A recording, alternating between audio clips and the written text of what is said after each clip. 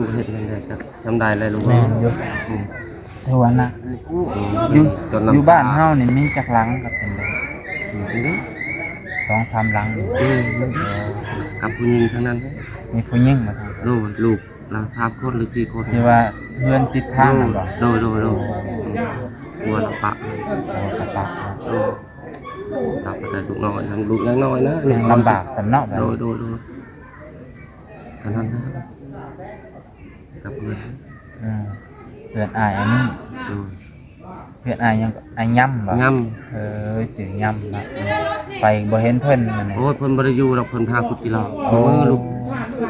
คือจังว่าเด้อพี่น้องยามจิรอก็หาแต่จิรอพอได้กินพอได้ขายบ่ว่า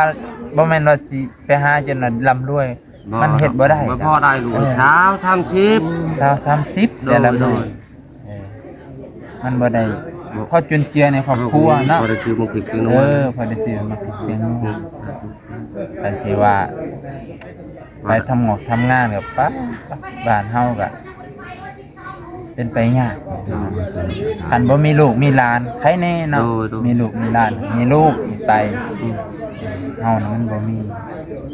คืออ้ายนี่แหละนี่เพิ่นก็อยู่ผู้เดียวทำนี่จะสิไปจังได๋โอ้โหเฒ่าจน50หันวิทย์นี้แล้วบ่ไปแล้วลูกเอ้ยใครตายในบ้านนี่แหละบ่ไปใส่ไปทางใดบ่ได้ก็อยู่แล้วลูกเอ้ยลงมาไปเลย โอ้ยคันลมแห้งคือชุดก่อนนี่ไปเลยแม่นอยู่มันนั่นก็ใครแน่ลูกมันออกไปทางนั้นลมอยู่ลมบ่แห้งวงนี่มันมีตุกไม้ลายแน่เสามีคือกลมมีตลอดแค่นี้สำคัญแต่มันได้อีกห้องนึงใหญ่ซำนี้เนาะได้6เสาใครหนู6เสาเสากลมก็พอยาก ใหญ่ได้อยู่ไม่ร้อนน่ะกับตายเลยแบบนั้นไม่หลอนเสาใหญ่ๆตั้นซ้ำนี่ก็ได้ซ้ำนี่ไม่ตันนี่เนาะมีอยู่ที่แถวนี้มีเนาะลูกมีคนขายเนาะเสาคอยนี่เลยเสาอายนี่เท่าไรต้นละแสนต้นละแสนบ่ได้แพงเว้ยพี่น้องแพงก็บ่ได้แพงก็เฮาหาเงินบ่ได้นี่ลูกเอ้ยก็ว่าแพงต้นละแสนให้พี่น้องโอ้ยอยากปีนี้ได้เสาปีหน้าจังว่ากันไหนตายเลยลูกเพื่อปีหน้านี่พอสิไปนอนใส่เด้ตายปีนี้ได้เสาปีหน้าไม่น่าแปดได้อยู่ดอกเฮ็ดได้น่าไปเป็นมันน้อยมันน้อยเนาะน่าแปดบ่ได้ดอกน่า12พุ่นแล้วน่า12 13ใช้บ่ได้แพงดอกเส้นละเท่าใดครับยิงตามยาวเลยอีกจัง5 เมตรกับเส้น6 มื้อ10,0005 เมตรเส้นละ 60,000 60,000คือไม่แค่ในบ้านนี่บ่โดยเขาบ่ได้แพงปานใดอยู่เมืองชนนี่ปะแพงได้เส้นละเกือบแสนกว่าพุ่นนะอันนี้ก็บ่มีการแก้ไขผู้ใดนะเขาแก้ไขให้ขอน้ำไข่ดองเขาแก้หิวซื้อน้ำหมกน้ำมันให้เพิ่นเนาะก็ซื้อไม้น้ำเพิ่นน้ำก็ซื้อเพิ่นก็ให้ดอกเดือนนี้เพิ่นก็แพงแม่นพอได้อยู่ดอก2 ล้านก็พอแล้วบ่สิไม่เซ็นทางข่าวทางนั้นได้ครบแล้วประมาณ2 ล้านให้พี่น้อง2 ล้านก็ประมาณ 2,000 กว่า2,000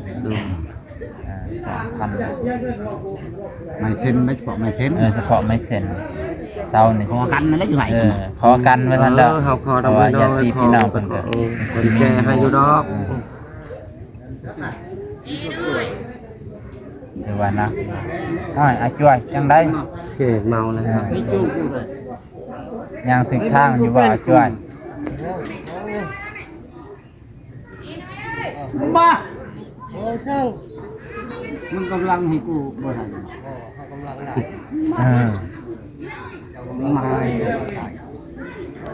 มาปะประแระเด้อันนี้คือกันนั่งตะโกนน้ำกันก่อนโอ้ยคนบัชลิกะลาเล่นบัชลิกะลามันเล่นบ่ปัดปะกล้วยบ่ปะกล้วยเด้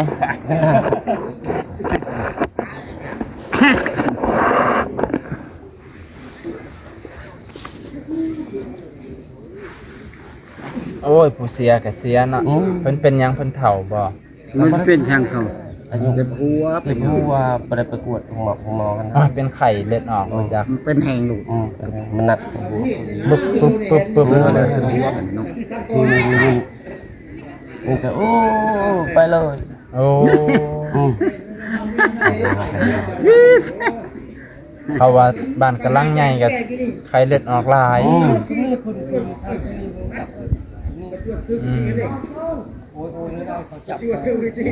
ยาเหรอ โอ้ได้ตักตาย ไม่นั่งว่าผู้เดียว ตายแล้วนองรักแล้วปวดเป็นได้กับเงินที่เก่าจนให้เราโตมเราให้เรานั่งอยู่แบบนี้ก็นั่งเลยมันแข็งมาเลย เราป้าครับแม่ทำแม่เราเลย ครับ พี่น้องนะ ครับ อีกไปเลยคือคนตายไหลนะ เป็นคนตายไหลโอ้ยนะ ตอนนั้นพระใส่คือเก้าเรา ลูกเมียเพิ่นมีบ่ บ่โอ้ย2-3 ปีแล้วลูก ลูกใหญ่แล้วนั่นเอา ลูก ตัวเอาเมียเลย ตัวมัน เป็นหลายล้านเพิ่นน่ะ โอ้ย ลูกเลย ขาย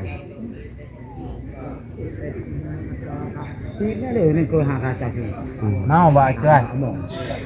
เมาบ่ นี่ต้องให้รู้ เดี๋ยวซึมซื่อ ถึงนัก ซึมซื่อบ่ ถึงนัก โอ้ มาเท่านับแต่ ทางสันเนาะ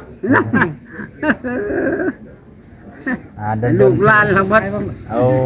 ลูกเต่าทั้งหมด ลูกหลานเด้อ นี่เขาว่า เป็นนี่เลี้ยงตัวกับอะไร ไอ้น้องเวียด กุ้งแดด กรุงเทพของเรา แอม ขันนั้นนะ แอมบุโตกัน เดิมรง ก็เวียดเป็นบ่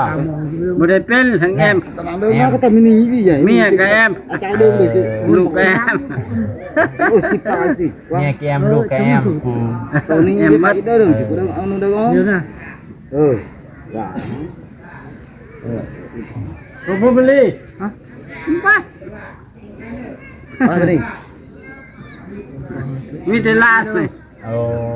ลูกหลานเบิ่นเนาะ ลานเล่นหลอดหลอน หลานเล่นรอน คุยนี่ขึ้นบนนี่ ลูกหลานหลายตัวนี่พออายุยืนเลยจ้ะจักปีเลยนี่ ป้าโทษ 90 จะลดลอย โยก นี่ชามเขาจุงข้าวหนอ เอาดอง ข้าวนอนจะไป ข้าวเลยงงอีก เขานุ่มบ่เป็นนี่เขานุ่มเขา ข้าวเลยงงอีก แสดงว่ามียาอายุมันพันยืนได้นี่แหละ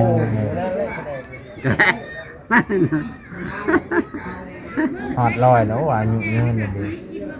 หอดลอยเศร้าใช่อยู่น้ำลูกร้านดน นี่พี่พายผูกแขนจุด ๆโอ้ปีใหม่นะบ่ วงเป็นบุญปีใหม่ โอ้ลูกร้านมาผูกให้ 7 วัด 8 วัด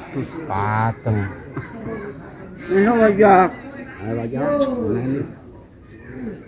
ดีละอยู่น้ำลูกร้าน ทางก็ปากก็เราเทิงบ่เป็น อ่า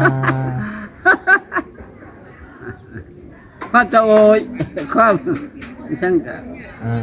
เขาปากบ่เป็นลูก โอ้ ไว้ในอันนั้นใหญ่เลยน้องแต่ยังน้อง ปาก เป็ บ่ น เป็น บอลหัวจักดอกจ้ะ จักคำว่าเขาปากบ่เป็น แต่หัวจักฝากเขาปากเป็นคนแทง ปากบ่เป็น คือลูกคนลานคือกัน อืม เขาเบียดเฮาจักเล็กน้อยตะกี้ป๊ะเบิ่งแขวเฮา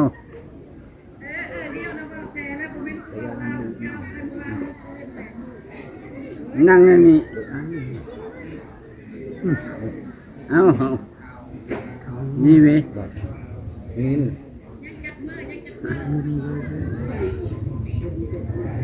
แอมแอม อังเติมเด้อ แอม